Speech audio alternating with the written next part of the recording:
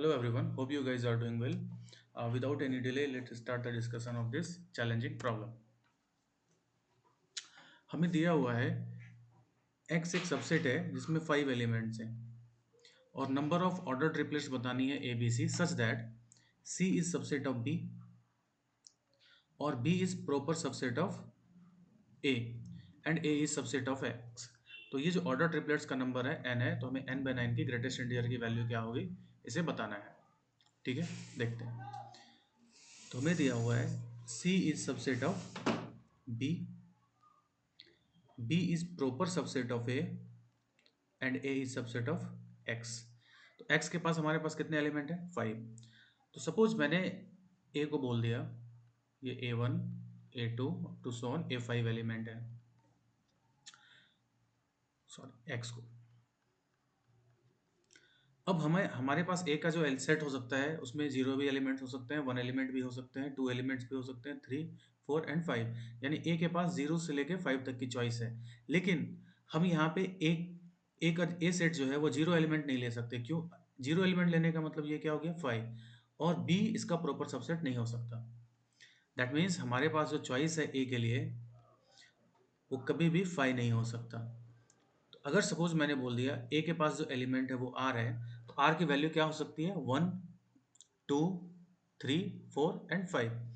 तो मैं अगर ए से के लिए लिखूं टोटल नंबर ऑफ क्या चॉइसेस हो सकते हैं, तो 5c r, r की वैल्यू क्या होगी 1 टू 5। ठीक है। अब सपोज हम लोगों ने ए में से आर एलिमेंट, ए का कार्डिनलिटी क्या है आर के बराबर है, जो कि ग्रेटर देन 1 है बट लेस देन 5 है। अब इसी एलिमेंट में से सपोज मैंने इसमें कुछ एलिमेंट रखा है, सपोज मान लो कि मैंने a1 a2 a3 एलिमेंट रखा है, फॉर एग्जांपल के लिए मैं बता रहा हूँ। अब इस एलिमेंट में से मैं b के लिए एलिमेंट चुनूंगा, और b हमारा क्या होना चाहिए प्रॉपर सबसेट, यानी r में से ही हम कुछ एलिमेंट b के लिए चुनेंगे। तो लेट्स सपोज मैंने b के लिए जो एलिमेंट चुना वो था आपका k। ठीक है। अब k की वैल्यू क्या हो सकती है, k की वैल्यू 0 हो सकती है, 1 हो सकती है, 2 हो सकती है, लेकिन 3 नहीं हो सकती। जैसे ही अगर ये 3 के बराबर हो गया, ये दोनों सेट आपस में क्या हो जाएंगे इक्वल हो जाएंगे, यानी हम k की वैल्यू क्या बोलेंगे r की वैल्यू से एक कम ही होगी, क्योंकि इस केस में हमने r के को 3 मान के रखा है इसीलिए। ठीक है, यानी हम k के लिए जो बात करेंगे, k जो एलिमेंट है वो कहाँ से आएगा r से आएगा।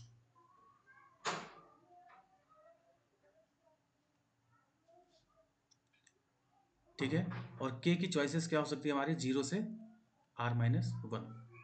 ठीक है। अब c के बारे में हम बात करते हैं। अब सपोज आपने k एलिमेंट यहाँ पे चुन लिया। अब c के बारे में बात करें तो c हमारा क्या है सबसेट और इक्वल भी हो सकता है। तो हम क्या बोलेंगे कि यहाँ पे आप जितने भी एलिमेंट, सपोज मान लो i एलिमेंट चुने हो, ये एलिमेंट कहाँ से चुनना है हमें k से चुनना है। i की वैल्यू क्या हो सकती है 0 से लेके k तक, क्योंकि ये पूरा b भी हो सकता है। तो हम अगर इसके बारे में बात करें i की वैल्यू क्या होगी 0 से k k c। ठीक है। अब हम इसे सॉल्व करते हैं। अगर हम इसके बारे में देखें तो ये वैल्यू क्या है के सी 0 plus K C 1 plus up to so on K C के, जिसकी वैल्यू क्या होती है 2 टू द पावर के। तो ये वैल्यू हमारे किसके बराबर हो गई 2 टू द पावर के। ठीक है। तो अब इसे लिख सकते हैं K is equal to 0 to r-1 R C K 2 to the power के। ये वैल्यू हमारी 2 टू द पावर के बराबर 5 CR summation of r is equal to 1 to 5। अब इसके बारे में हम देखते हैं। अगर आप इस वैल्यू को ध्यान से देखो, मैंने 1 plus 2 to the power r का बायनोमियल एक्सपेंशन लिखा। 1 plus 2 to the power r की बायनोमियल एक्सपेंशन क्या होगी are C K 2 to the power के, और k की वैल्यू कहाँ से कहाँ तक जाएगी 0 से r तक। लेकिन हमें k की वैल्यू क्या चाहिए 0 से r-1। तो क्या मैं इस टर्म को ऐसा लिख सकता हूँ k is equal to 0 to r-1 R C K 2 to the power K plus last r की वैल्यू मैं रखता हूँ यहाँ पे R C R 2 to the power r। तो इस वैल्यू के बारे में अगर हम बात करें तो इसकी वैल्यू क्या हो जाएगी this is 3 to the power r, और ये 2 सी आर की वैल्यू आर सी आर की वैल्यू क्या है 1। सो इसकी फाइनल वैल्यू हमारे पास क्या आ जाएगी, 3 to the power r minus 2 to the power r, यानी इस वैल्यू को हम लिख सकते हैं 3 to the power r minus 2 to the power r, और उसके साथ क्या मल्टीप्लाइड है, 5cr, r is equal to 1 to 5। अब मैं इसको यहाँ पे सॉल्व कर रहा हूँ, देखो 5cr into 3 to the power r minus, हमने समेसन को अलग कर दिया, 5cr 2 to the power r, r की वैल्यू कहाँ से कहाँ तक है, 1 से 5, ठीक है। अब इसे सॉल्व करते हैं।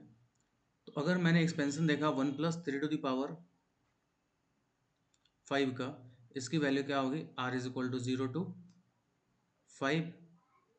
5 C R into 3 to the power r, लेकिन हमें वैल्यू कहाँ से चाहिए, r इज इक्वल टू 1 से, तो मैं पहला जो r इज इक्वल टू 0 की वैल्यू मैं यहाँ पे रखता हूँ, तो ये क्या हो जाएगी 5c0 3 to the power 0 plus r is equal to 1 to